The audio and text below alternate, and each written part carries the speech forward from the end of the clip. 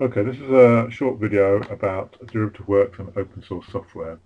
I am a layman, not a lawyer. I'm a programmer, so this is not intended as legal advice. And obviously, if you want advice about your specific situation or specific scenarios, you should consult with a lawyer. But this is my understanding of open source software licenses. And you can go to read more about software licenses at softwarelicenses.org. Okay, the first question is, what is a derivative work? Basically, the question arises because somebody may provide you source code under a open source license, which you can then develop your own program from, and you perhaps make some changes and additions to the program, and as a result, you have a program which is a combination of your own source code and source code supplied by a third party, and that combined program is a derivative work. It's a derivative work of the original author's source code. Now, obviously, you could put more and more of your own source code in it, and even more, and eventually the amount of the original author's source code could be quite minimal, could even be de minimis or completely disappear, and those are the kind of scenarios which you'd probably want to talk to a lawyer about, whether you're still a derivative work or not.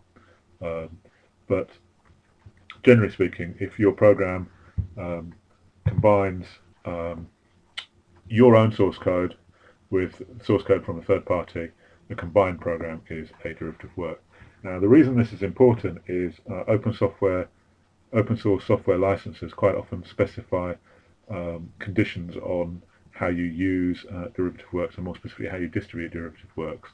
So let's have a look at some of the most common ones. First of all, there's the BSD license, which originated with the BSD version of Unix. It's a very permissive license. It lets you do almost anything you want with the source code, with very few restrictions.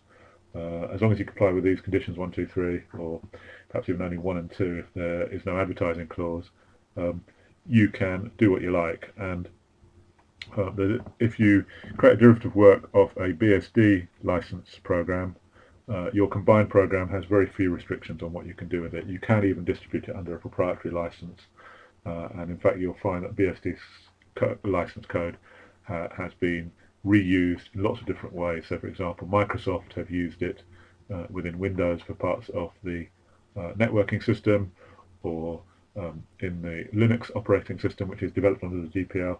Some BSD code has been used with it, and BSD says it's fine with that because the license lets you do whatever you like within very few limitations. Okay, the next case is if you've got a GPL license, the original source code is under GPL, you make some changes and additions to it, your combined program is now derivative work. Now the GPL says that the derivative work must be licensed under the GPL. So effectively the combined program is GPL because it contains some GPL source code, and you don't have any choice about that. That's just the rules of the GPL. If you don't like it, don't use GPL code in your program. Finally, there's the LGPL, or the lesser GPL, which is generally used for libraries. If you modify the library or add your own code to it, the combined library is still a derivative work, and it must be under the LGPL.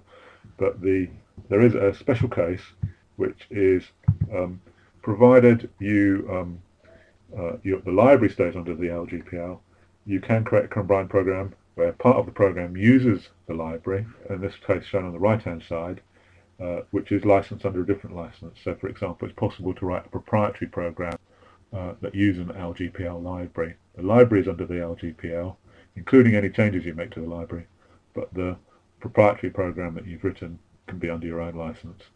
Now, there are restrictions about how you use the LGPL in this combined program, so you'll have to read the license for full details, but it is possible to do this kind of scenario, is the point I was going to make. Okay, that's it. I hope you enjoyed the talk. The softwarelicenses.org website has got a lot more information about different types of software licenses: open source, proprietary, shared source, public domain, articles, and other information. So if you go to that website, you can find out lots more about software licensing. And thank you very much. softwarelicenses.org.